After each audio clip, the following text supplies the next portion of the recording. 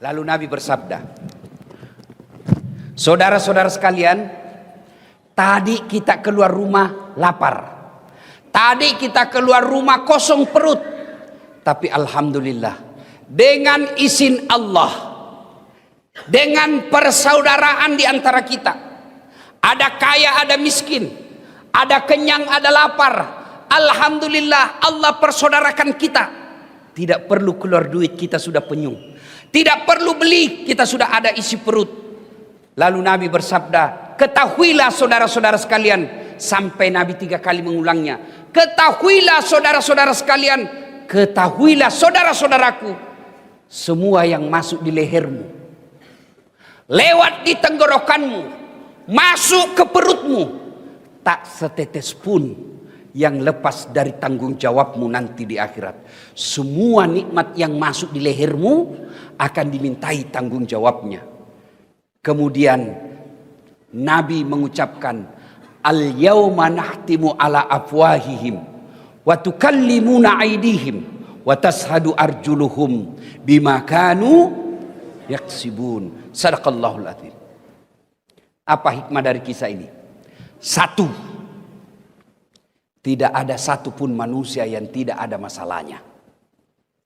Kurang apa cintanya Allah kepada Nabi, sampai Allah pernah jelaskan, andai bukan karena kamu Muhammad, saya tidak ciptakan dunia dan isinya. Karena cintanya Allah, Allah ciptakan dunia dan isinya untuk Nabi. Kurang apa cintanya Allah kepada Nabi, sampai Allah jelaskan, ya Muhammad, kalau ada dosa-dosamu aku ampuni. Ya Muhammad, haram seluruh nabi dan rasul masuk ke dalam sorga sebelum engkau lebih dulu masuk dalam sorga. Itulah cintanya Allah kepada Nabi. Tapi apakah Nabi tidak ada masalah dalam rumah tangganya? Kisah tadi, Nabi pun lapar dan panas. Maka saudaraku, tidak mungkin ada manusia, tidak mungkin ada rumah tangga yang tidak ada masalahnya. Ini orang-orang hebat depan kita. Bapak pikir ini orang tidak ada semua masalahnya?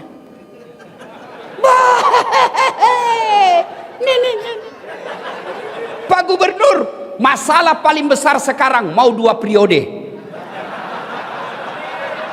Iya toh? Iya kan? Sampingnya lagi kanan, Kapolda, bintang 2. Bapak pikir tidak ada masalahnya, mau bintang 3. Ayo, ini yang pegang mic berdiri, sampingnya wakil gubernur, mau naik sedikit. Tapi setelah gubernur, ini orang muka penuh masalah semua ini Pak. Mana ada orang tidak ada masalahnya? Nih, Dasat Latif. Paling banyak masalahku sekarang. Apa masalah sekarang saya Pak Gubernur? Banyak janda-janda curhat. Waduh, Ustadz, baru meninggal suami saya, tolonglah kasih saya doa-doa penenang supaya hati saya sabar dan tenang. Saya kasihlah amalan-amalan. Lama-lama selalu curhat. Akhirnya dia bilang, Ustadz, maukah Ustadz menjadi imam dalam hidupku? Saya bilang, mohon maaf, saya bukan imam, saya penceramah. Kalau ibu mau imam, saya kasih Pak Danrem. Kata Pak Danrem, kiamat Ustadz, istri saya jenderal.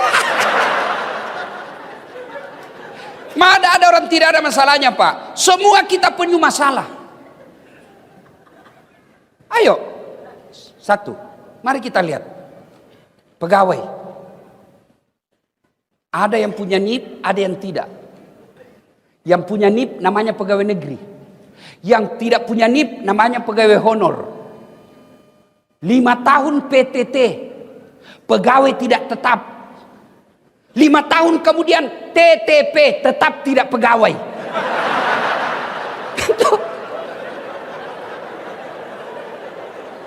Iya toh?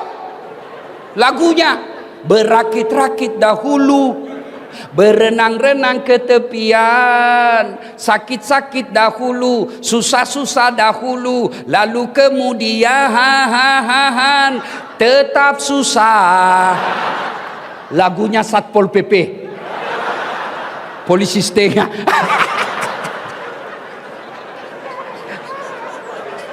Iya Pak. Waduh, Pak Kapolda, Pak Jenderal, saya ketemu security di hotel. Dia bilang, Ustadz, alhamdulillah, selama baju kami seperti ini, seragam ini, terangkat derajat kami Ustadz. Kami dikira polisi. Saya bilang, iya, kau rugikan polisi. Polisi dikira security.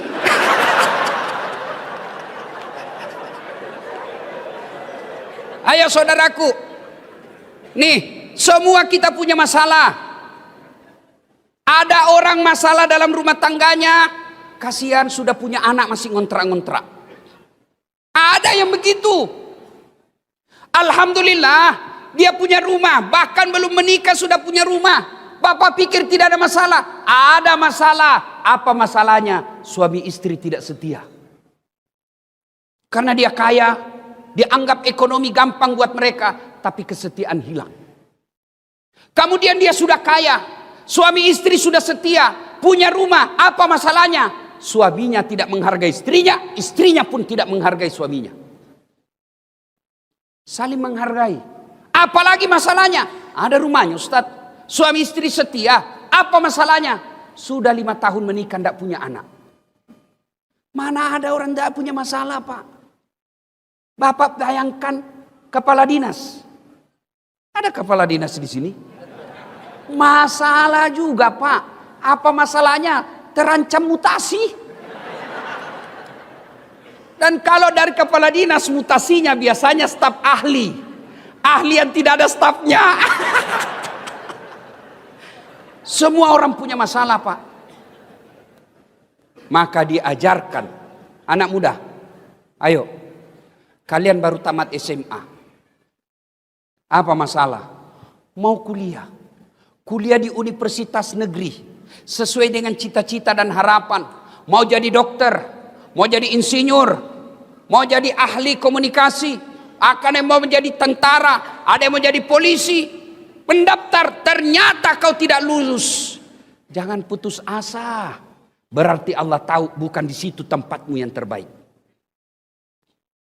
Ini adik-adik ini kan, ada yang baru-baru selesai mendaftar tidak lulus. Pendaftar polisi tidak lulus. Daftar tentara tidak lulus. Dunia tidak kiamat dengan kau tidak lulus. Allah kasih kau siapan, ada yang lebih baik dari itu. Tamat SMA saya dulu. Daftar juga fakultas kedokteran. Pak Jenderal, sampai 3 kali saya daftar. Mau jadi dokter. Tidak lulus-lulus. Teman saya lulus. Saya jadi ustadz. Dia jadi dokter, tugas di Kepulauan Aru. Mau lebaran saya telepon, kau pulang lebaran? Enggak, kenapa? Mahal tiket. Saya bilang dalam hati, alhamdulillah, untung saya tidak jadi dokter. Saya jadi ustadz, dia dari dokter bingung soal tiket. Saya tidak pernah bingung soal tiket. Siapa yang belikan? Gubernur. Bukan cuma soal tiket, hebatnya lagi nih, pergi tidak bawa uang, pulang.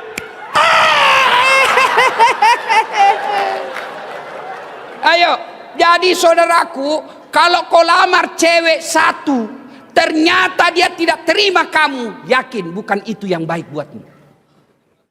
Kau daftar tentara tidak lulus tahun ini, coba lagi tahun depan. Kau daftar pilwali, pilkada, calon gubernur, calon kepala daerah, tidak menang.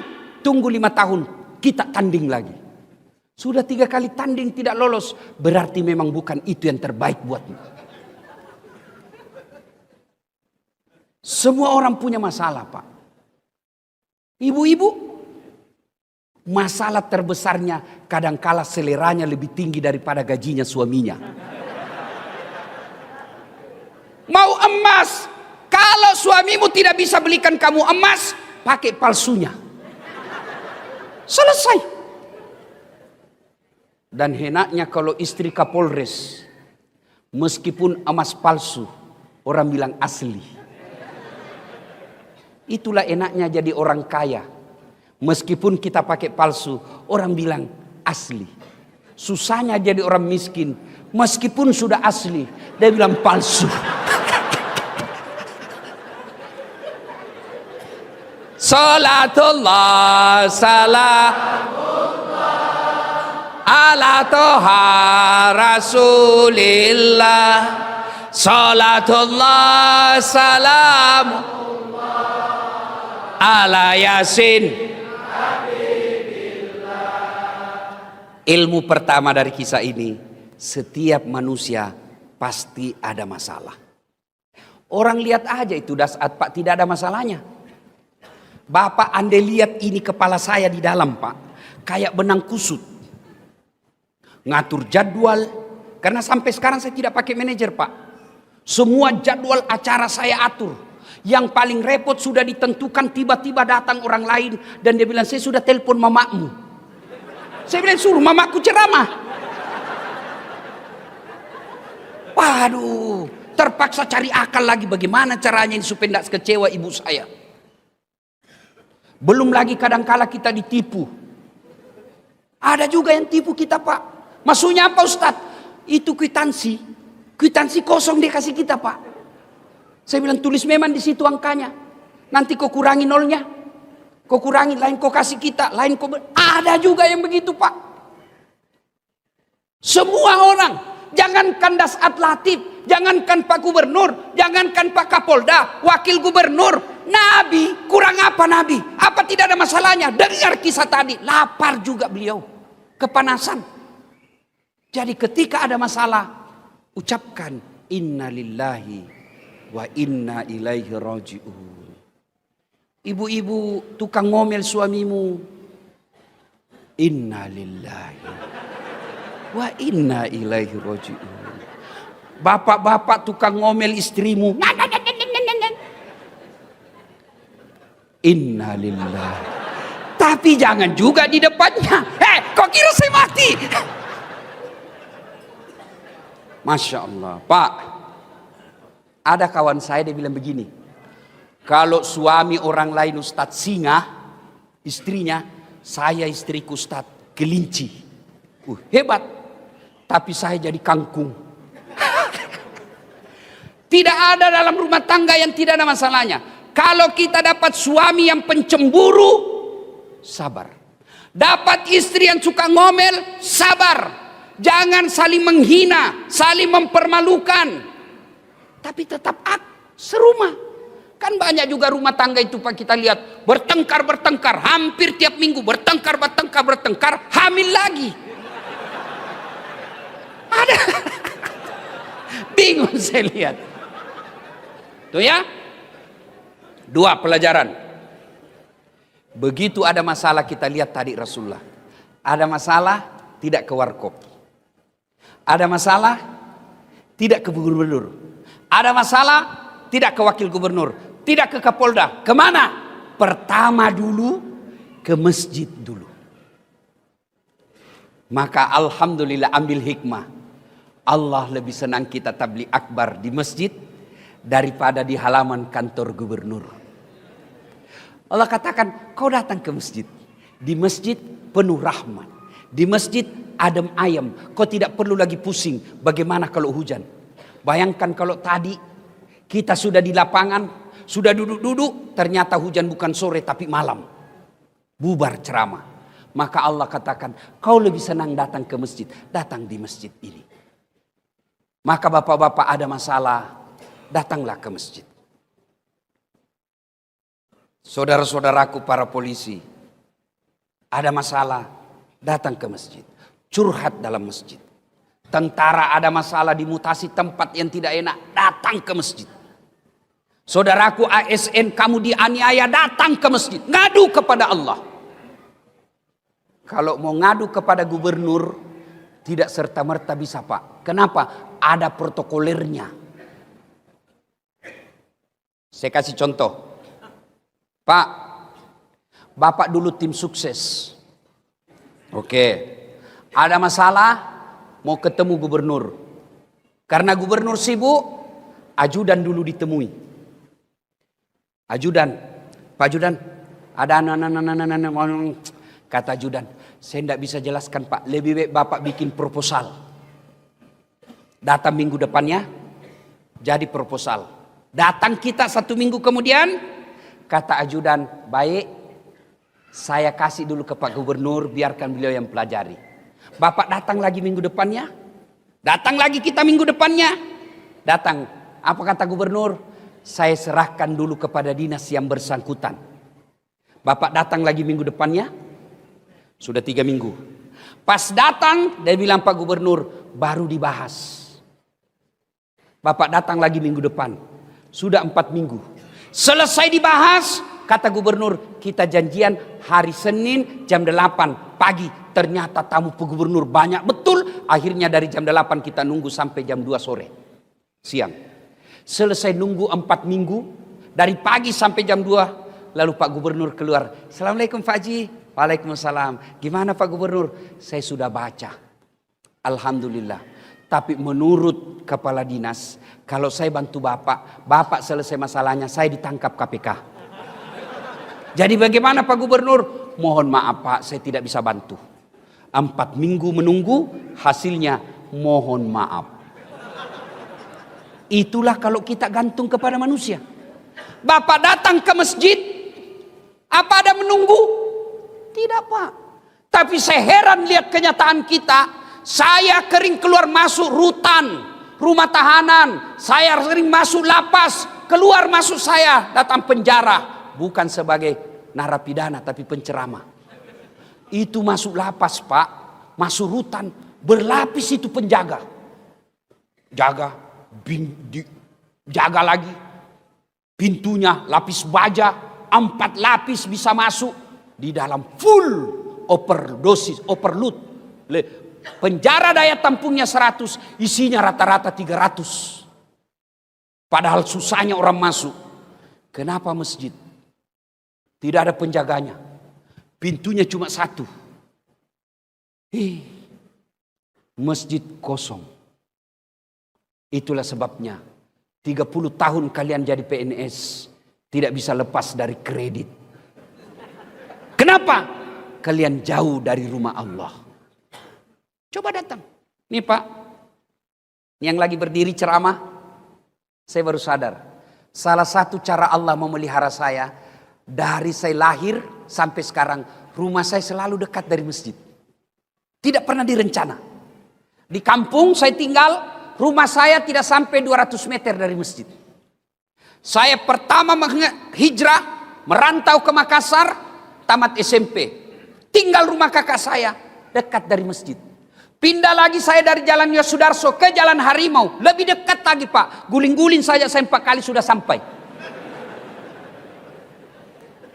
Pindah Jalan Harimau, saya pindah ke Bayang-Bayang Makassar. Dekat lagi dari masjid. Dari Bayang-Bayang saya pindah lagi ke Todopuli. Dekat lagi dari masjid. Malah saya menjadi ketua remaja masjid. Dari situ saya pindah lagi ke Todopuli. Tidak sampai lagi 100 meter dari rumah. Ada lagi masjid. Saya pindah ke Jalan Hertasnin rumah saya sekarang. Tidak ada masjid. Saya bangun masjid. Pak, saudaraku, para pejabat yang hadir di tempat ini. Kalau Bapak kirim anak kuliah ke Jakarta, ke Jawa, pilihlah tempat rumah yang dekat dari masjid. Supaya anak-anak kita cinta ke masjid.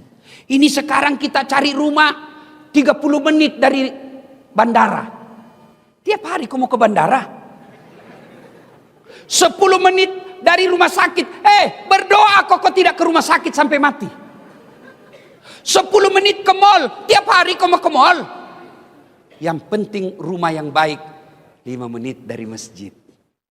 Insya Allah kalau rumah dekat dari masjid. Paling tidak anak kita menjadi pengurus remaja masjid di masjid itu. Jadi ada masalah. Datanglah ke masjid. Minta pertolongan kepada Allah. Dan di masjid itu pelajaran luar biasa buat kita. Coba lihat apa pelajaran yang bisa diambil dari masjid. Masjid tidak ada perbedaan antara pejabat dengan tidak pejabat. Di masjid kita bisa lihat yang namanya keadilan sosial bagi seluruh rakyat Indonesia. Inilah masjid. Masjid tidak ada perbedaan. Mentang-mentang gubernur, saya gubernur mau pakai sepatu masuk ke masjid.